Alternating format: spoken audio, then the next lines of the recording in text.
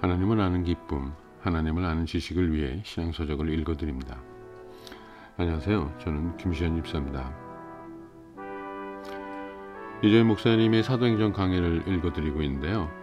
이조연 목사님은 제5강의 강해 서두에서 우리 성도들도 베드로의 오순절 설교를 배워야 하는 이유를 말씀하십니다. 그 내용은 이렇습니다. 모든 그리스도인들은 설교할 기회가 없지만 예수 그리스도에 관해 말을 해야 되기 때문에 이 말씀을 배워야 한다고 하십니다. 부디 이 영상이 여러분들의 하나님을 아는 지식에 조금이나마 보탬이 되면 좋겠습니다. 자, 그럼 이조연 목사님의 사도행전 강해 제5강 시작하도록 하겠습니다.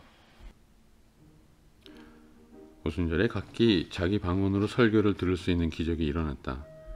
베드로는 이 사실을 설명하는 것으로 설교를 시작했다. 그것은 중요한 기적이었으나 오순절의 본질은 아니었다.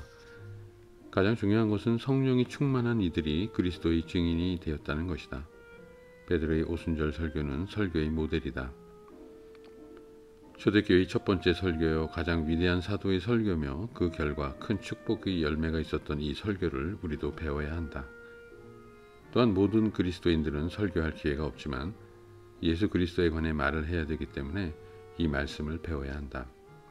이 설교는 성경 중심, 그리스도 중심, 그리고 두려움 없는 이치에 맞는 설교였다. 1. 성경 중심. 이것은 성경적 설교, 즉 성경 중심의 설교다.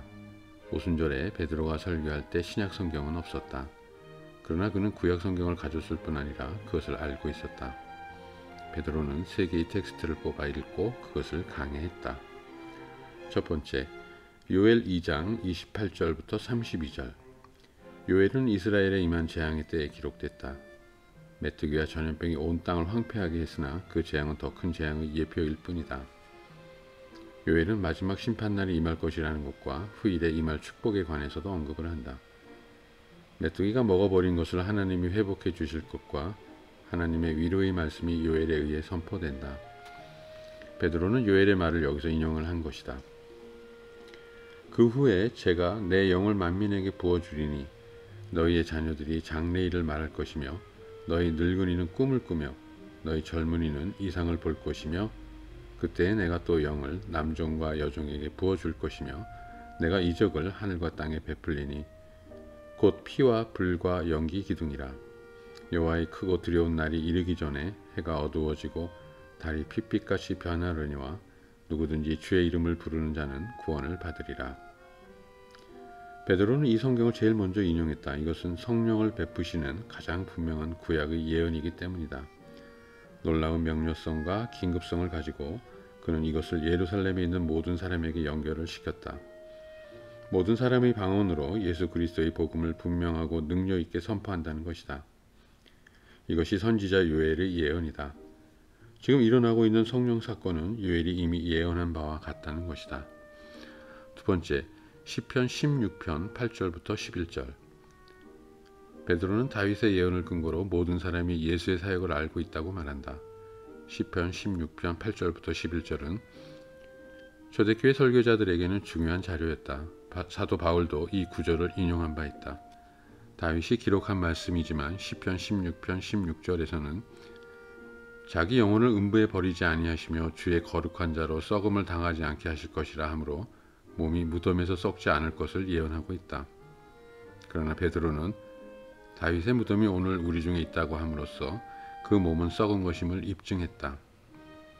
주의 거룩한 자가 네 시기에 썩음을 당치 않는다고 했을까? 아마도 다윗은 메시아를 멀리 바라보며 한 말씀임에 틀림없을 것이다. 그 메시아가 주의 거룩한 자로 무덤에서 몸이 썩음을 받지 않게 됐다. 그는 죽었으나 부패되기 전 부활했다.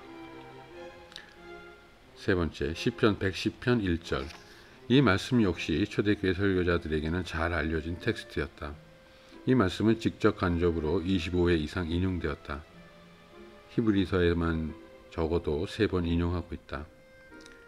주께서 내 주에게 말씀하시기를 내가 내 원수로 내 발등상이 되게 하시기까지 너는 내 우편에 앉아 있으라 하셨도다. 이 구절이 왜 그렇게 중요한지를 알기는 어렵지 않다. 히브리어로 첫 번째 주라는 말은 여호와 이스라엘의 하나님이시다. 두 번째, 주는 아도나이다.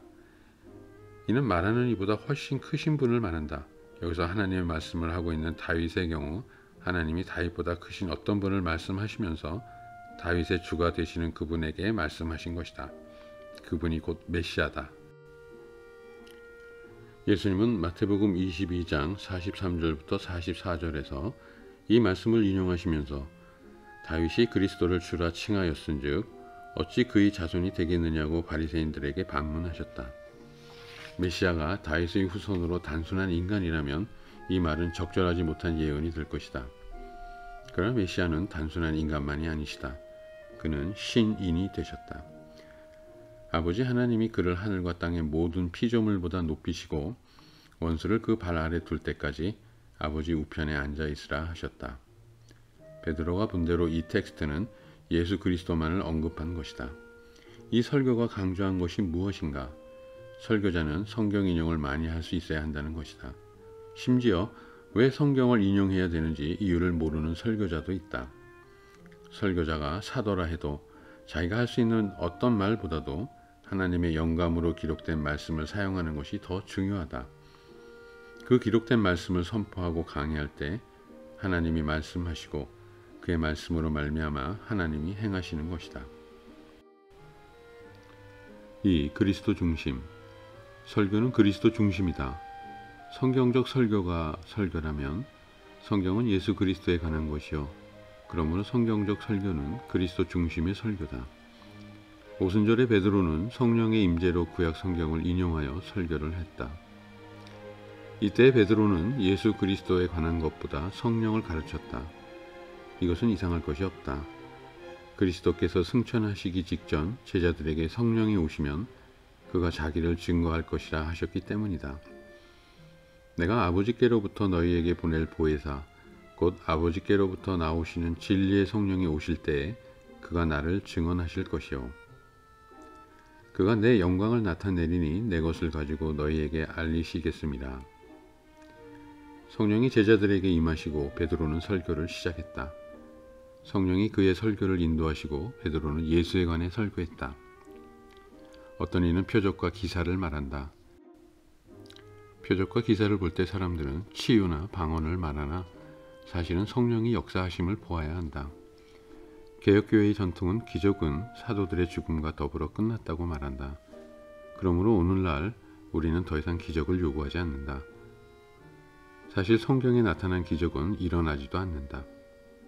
그러나 하나님은 그가 선택하는 무엇이든지 하실 수 있다.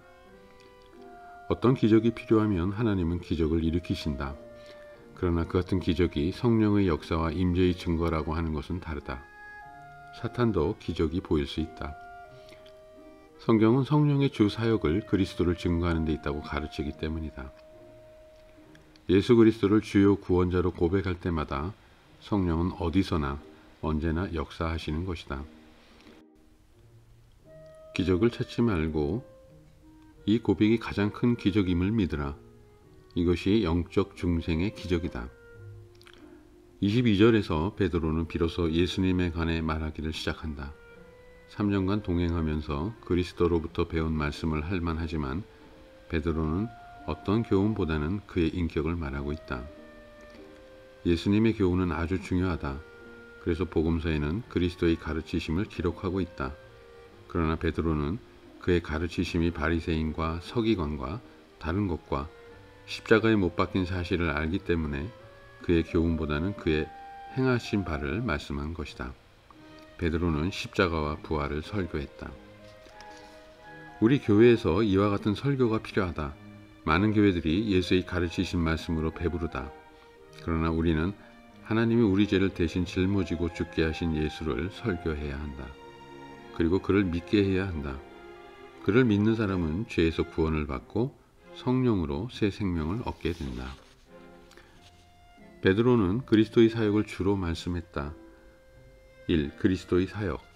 이것은 그리스도가 가르치신 것보다 그의 표적과 기사를 나타내사 너희 앞에서 하나님께서 그를 증언하셨다고 한다. 2. 십자가. 베드로는 그리스도의 십자가는 하나님께서 정하신 뜻과 미리 아신 바 되었다고 한다. 십자가는 우연적 사건이 아니다. 베드로 십자가에 대한 책임을 질 이들은 죄의식을 가져야 할 것도 가르쳤다. 3. 매장. 베드로는 예수의 매장과 다윗의 매장을 비교했다. 다윗은 장사되어 그 묘가 오늘까지 있으나 예수는 죽었으나 임시적인 것이라는 것이다. 4. 부활. 베드로는 부활을 길게 설명한다. 시편 16편 8절부터 11절을 인용하고 사도행전 2장 29절부터 32절에서 주석을 한다. 5. 승천. 오순절 사건과 연결이 되어 현재 일어난 사건으로 설명한다. 6. 그리스도의 현재 사역. 예수 그리스도는 아직도 일하고 계시다는 것을 오순절이 증명했다. 이와 같은 말씀이 사도들의 설교에서 핵심 진리였다. C.H. 도드는 이것을 캐리그마, 즉 선포라고 말했다. 우리는 신약성경 전체에서 캐리그마를 발견한다. 그러나 오늘날 우리 설교의 문제점은 인간 중심이다. 어떤 경우엔 설교자 중심일 때도 있다. 자신이나 자기 자녀의 얘기로 설교의 흥을 돋구기도 한다. 어떤 경우엔 청중 중심의 설교를 하는 경우가 있다. 그들이 느낄 수 있도록 한다는 것이다. 물론 그것도 중요하다. 느낌을 갖도록 말함으로 청중을 잡을 수가 있다. 그러나 설교는 그런 것이 아니다. 심리학적 또는 사회학적 강조를 하는 경우도 있다. 최대한의 효과를 찾거나 청중의 수를 늘리려는 데 초점을 맞추는 설교도 있다. 세상 방법으로 성공을 거두려는 마케팅 전략이 도입되는 경우도 있다. 그러나 이런 것들은 사도들이 한 설교와는 다르다. 사도들은 철저하게 그리스도 중심의 설교를 했다. 3. 두려움 없는 설교. 베드로의 설교는 두려움이 없었다. 예수께서 십자가에 못 박혔던 예루살렘에서 행해진 설교에 두려움이 없을 수 없다. 몇 주 전 그 청중들이 십자가에 못 박으소서라고 외친 이들이다. 더욱이 베드로는 성전 그늘 밑에서 설교했다. 종교 지도자들이 그가 설교하는 예수를 죽이지 않았던가? 베드로는 그럼에도 불구하고 두려워하지 않았다. 부활하신 그리스도께서 그와 함께 계심을 알고 있었기 때문이다. 하나님의 아들 예수 그리스도가 부활하시고 승천하사 지금은 아버지의 하나님 우편 보좌에 앉아 성령을 보내주시고 복음을 증거케 하시기 때문이다. 그는 우리 죄를 위해 죽으신 분이시다. 지금은 이 복음을 설교할 과업이 우리에게 주어졌다. 성령이 이것을 행하실 것이므로 두려워하지 않는다. 4. 이치에 맞는 설교. 베드로의 설교는 이치에 맞는 건전한 설교였다. 논리적 우아함이나 이성적 설교를 했다는 뜻이 아니다. 사실을 사실로 말한 것이므로 힘이 있었다. 너희는 그가 십자가에 죽었다는 것과 죽음을 깨고 부활하셨다는 것을 알고 있다. 우리는 그것을 증거하는 것이라고 한다. 이 예수가 그리스도라면 너희는 메시아를 죽인 것이다. 이 큰 죄를 어떻게 회개해야 할까? 주 예수 그리스도를 믿고 세례를 받고 죄 사함을 받으면 성령을 선물로 받게 될 것이라 한다. 그들이 이 말을 듣고 마음에 찔려 베드로와 다른 사도들에게 물어 이르되 형제들아 우리가 어찌할꼬 했다. 그 말을 받은 사람들이 세례를 받음에 그날의 신도의 수가 3,000이나 더하였다. 예수 그리스도의 교회가 성경적이고 그리스도 중심적이면서 두려움 없이 이치에 맞는 설교를 외칠 때 우리가 어찌할꼬라고 하며 회개하는 이들이 늘어나고 세례를 받고 죄 사함을 얻게 될 것이다. 이 같은 거대한 회개 운동이 말씀과 그리스도 중심의 설교와 과감하게 이치에 맞는 설교를 할 때 일어나게 될 것이다. 이조일 목사님의 사도행전 강해 제5강 3,000명을 구원한 설교 여기까지입니다. 감사합니다. 저는 김시한 집사였습니다.